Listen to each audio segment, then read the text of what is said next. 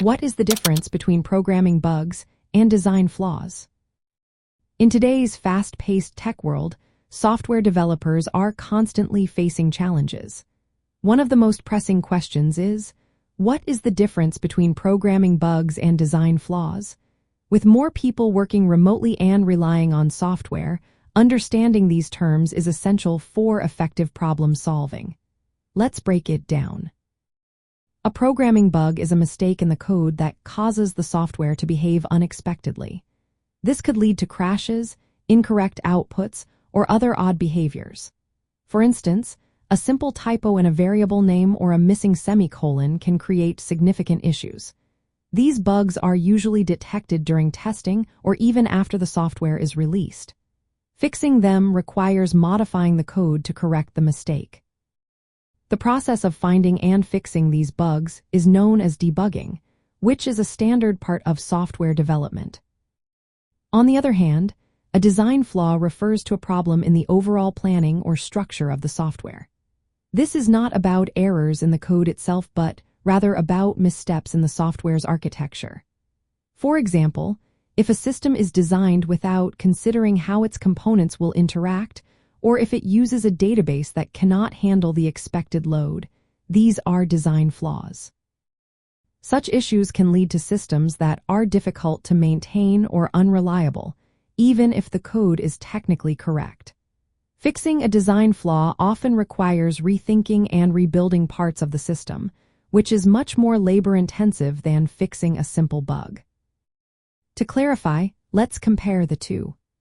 Programming bugs originate from code implementation, while design flaws stem from system architecture or planning. Bugs might be caused by typos or logic errors, while design flaws could involve poor scalability or weak security. Fixing a bug typically involves editing the code, whereas addressing a design flaw often means redesigning and rebuilding parts of the system. Bugs are usually detected through testing or user reports, while design flaws may only become apparent when performance issues arise. Bugs tend to have a localized impact, affecting specific features, while design flaws can affect the entire system. This distinction is important for developers. When debugging, understanding whether an issue is a bug or a design flaw can shape the approach taken to resolve it. For bugs, developers focus on the code, reproduce the issue, and implement targeted fixes. For design flaws, a broader analysis is necessary, often requiring tough decisions about refactoring or rewriting parts of the software. A common mistake is treating every problem as a bug.